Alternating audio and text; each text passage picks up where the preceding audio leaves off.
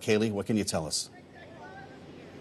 Well, Joe, you're absolutely right. There are still 6 individuals unaccounted for, and that is the priority of all of the authorities that are involved in this situation at this point. We heard it from Governor Wes Moore, Senate leaders that were here, Senate representatives and congressional representatives from Maryland, as well as Transportation Secretary Pete Buttigieg, all reiterating right now search and rescue is the priority, the humans and families involved in this. Of course, very quickly thereafter, though, this will turn to a story of recovery. It's unclear what exactly the timeline will be to get this vital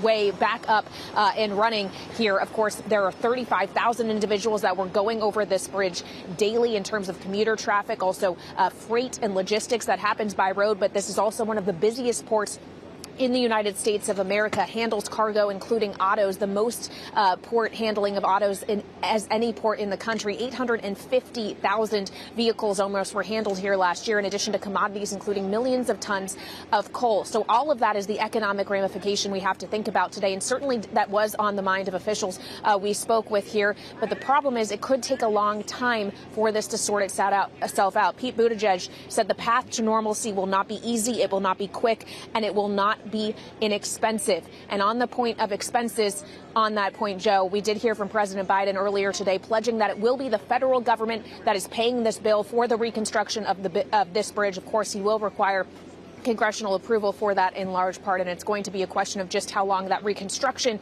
will take, and of course the clearing out of the debris that is currently in the waterway behind me more immediately to get this port back open. Kailey, we're really glad that you're there today. Thank you for your reporting. Kailey Leinz, of course, with us. She'll be back a little bit later on this hour when we speak to the former Transportation Secretary, Ray LaHood. We did hear from the president today from the White House. Here's President Biden from earlier. I spoke with Governor Moore this morning, as well as the mayor of Baltimore, the county executive, both United States senators and the congressman. And my Secretary of Transportation is on the scene. I told them we're going to send all the federal resources they need as we respond to this emergency. And I mean all the federal resources. And we're going to rebuild that port together. We now add the voice of Bloomberg White House correspondent Josh Wingrove. Josh, thanks for being with us today. President Biden, in that set of remarks, said the federal government will pay for the entire cost of rebuilding that bridge. We'll deal with potential liabilities later. That's the word from the White House. Now there are calls for him to actually go to Baltimore. Will he do that? Yeah, I think that's up in the air right now, as is the question of whether Congress will ultimately agree to pay for this. This would be a pretty expensive project. It's, we're talking probably years maybe to redo this thing, or at least that would be the normal time frame. Biden, at the very least, is going to shift the blame to Congress if they don't fund this thing. And so that's sort of where we're standing on that.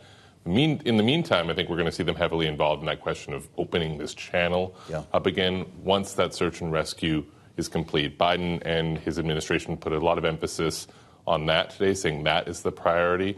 And of course, if that search and rescue mission turns into more of a recovery mission, then the question is, how can we get this channel open again, get this ship out of the way itself, get the debris out of the about 50-meter depth path? It's already kind of a squeak-through scenario for some of the bigger ships coming up here, so they need to basically clear it out pretty well to get things going again. And that'll really sort of address the immediate economic sort of chokehold factors here. Once we get through the search and rescue operation, we want to be sensitive to the fact that they're still searching for 6 people, by the way. These were construction workers who were on that span when it went down. That's right. We've heard as many as 7. There's going to be an economic impact here that we have to acknowledge for a president who's been trying to fight inflation, watching shipping get moved around in the Red Sea. Now we're going to be steering around. Maersk says it will be rerouting around Baltimore. If you're with us on Bloomberg TV, you can see that bridge collapsing right now. Remarkable to watch that. This is a difficult scenario when we consider the impact on trade and pricing. Yeah, I think, the particular sectors will be more heavily impacted. Baltimore's port, you heard Kailey talk about. Autos, pretty significant, right? So if you're, for instance, waiting for a Ford in Minneapolis, you're probably okay. If you're waiting for a Volvo in Pittsburgh, maybe less so. I mean, it's going to be very sort of regional impacts from this. It's also an export terminal. We could see that start to pile up. And so that'll work its way through. But, we had a story today on the terminal about gas prices looking like they're going to go by $4 a gallon again this summer. There have already been these questions of whether the Red Sea attacks, as you mentioned, would sort of flare things up. This is sort of like a sort of more medium-term question. Again, search and rescue effort ongoing. But the political risk here for Joe Biden is that supply chain snarls flare up again. Yeah. Voters remember that they're ticked off about how expensive things are and have gotten over the course of the post-pandemic recovery, and that they have that top of mind heading into the fall election. But as of now, in particular with our poll coming out today, Biden does have some momentum, and I think obviously he'll hope that they can build off that. We're going to get more into that now. Josh Wingrove, thank you so much for being with us. With the view from the White House, President Biden is gaining ground in that poll. This is the new Bloomberg News swing state poll. It's out today. Gaining ground on Donald Trump. Bloomberg senior editor Wendy Benjaminson is here with us now with details as we dig down into these numbers. Wendy, it's great to see you. These, again, are the 7 states that we believe will help to decide this election.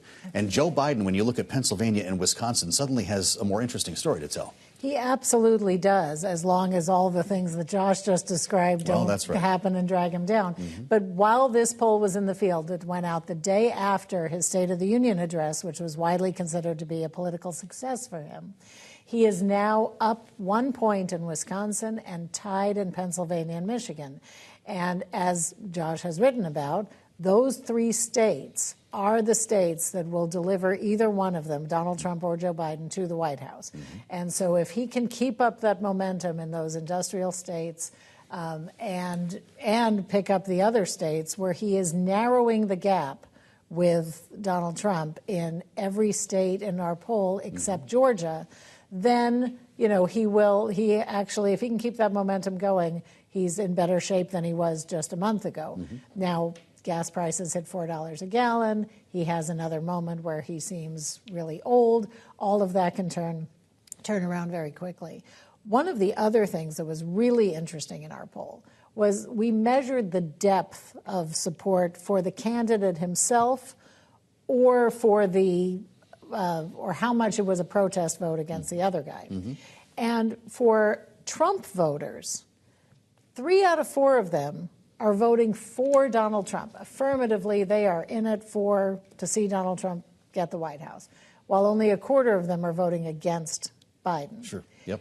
On the other hand, Biden voters, 45% of the people in swing states who are going to vote for Biden mm-hmm. say they are doing it to stop Donald Trump. Not so much we think Joe Biden's a great guy. Yeah. And so that's something also the White House and the Biden campaign really has to mention. Remarkable to see folks on both sides, by the way, and this is knowing that Donald Trump is promising to make the 2017 tax cuts permanent. Both sides favor taxing the rich, soak the rich, really more than $400,000. How do you vote for Donald Trump if you think billionaires should be taxed at a higher rate? Yeah, that was really, really surprising to us. So we found out that about 70% of swing state voters across the board favor higher taxes, income taxes on people who make more than $400,000 a year, and a higher tax of some kind on billionaires, whether that's a wealth tax or not. And that included a majority of people who describe themselves as conservative or Republicans. How about that? And so if Joe Biden wins and wants to increase taxes, they also favor increasing the corporate tax rate. Mm-hmm. Then Congress is going to have a hard time saying, no, our people don't want that, because their people do.